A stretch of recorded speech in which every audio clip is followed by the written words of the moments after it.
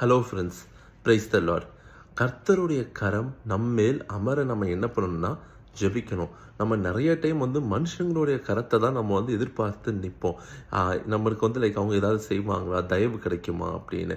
ஆனால் கர்த்தர் மனிதனுடைய கரம் செய்வதை காட்டிலும் நம் ஆவி, ஆத்மா, சரீரத்திற்கு தேவையான எல்லாவற்றையும் கர்த்தருடைய கரம் நம்மேல் இருந்தால் நமக்கு அது நடக்கும் அப்படிங்கிறது நம்ம வசனத்திலிருந்து இன்னைக்கு நம்ம பார்க்கலாம். நெகேமியா 2:8 பார்க்குறோம். கர்த்தருடைய தயவின் கரம், தயவுள்ள கரம் என்மேல் இருந்தபடியினால் ராஜா நான் கேட்டதெல்லாம் எனக்கு கட்டளை கொடுத்தார் அப்படின்னு. ஸோ முதலாவது கர்த்தருடைய கரம் நம்ம மேல் இருந்துச்சு அப்படின்னா நமக்கு என்ன தேவை, நம்ம சரீரத்துக்கு, மாம்சத்திற்கு, இந்த உலகத்துக்கு நம்ம வாழ்வதற்கு என்ன தேவையோ கர்த்தருடைய கரம் அதை நமக்கு கொடுக்கும். தயவுள்ள கரம். ரெண்டாவது எசேக்கியேல் 3:22 பார்க்கிறோம். கர்த்தருடைய கரம் என்மேல் இருக்கும்போது அவர் என்ன பண்ணாரு, கர்த்தர் அவரோட பேசினார் அப்படின்னு போட்டிருக்கு.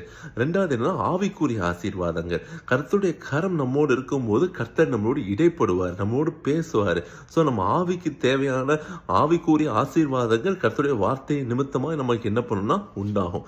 கடைசியா எஸ்ரா 7:28 பார்க்கிறோம். கர்த்தருடைய கரம் என்மேல் இருந்தபடினால் கர்த்தர் என்ன பண்றாருன்னா பலப்படுத்த ஸ்ட்ரென்தன்ஸ் மீன் போட்டிருக்கு. ஸோ நம்மளுடைய ஆத்மாக்கு தேவையான பலம், ஏன்னா சரீர பிரகாரமான பலத்தை குறித்து அங்க போடல, அங்க போடப்பட்ட பலன் ஆத்மாக்கு தேவையான பலன். ஸோ நீ எல்லாம் பார்த்தீங்கன்னா நமக்கு ஆவிக்கு தேவையான காரியம், ஆத்மாக்கு தேவையானது, சரீரத்துக்கு தேவையானது, எல்லா காரியங்களையும் கர்த்தருடைய கரம் நம்ம மேல் இருந்துச்சுன்னா நம்மளால என்ன பண்ணணும்னா கர்த்தர் நமக்காய் செய்து கொடுப்பார். ஸோ அதனால மனுஷங்களோட கரத்தை காட்டிடும் நம்ம கர்த்தருடைய கரம் நம்ம மேல் அமரும்படிக்காய் நம்ம செபிப்போம். God bless you.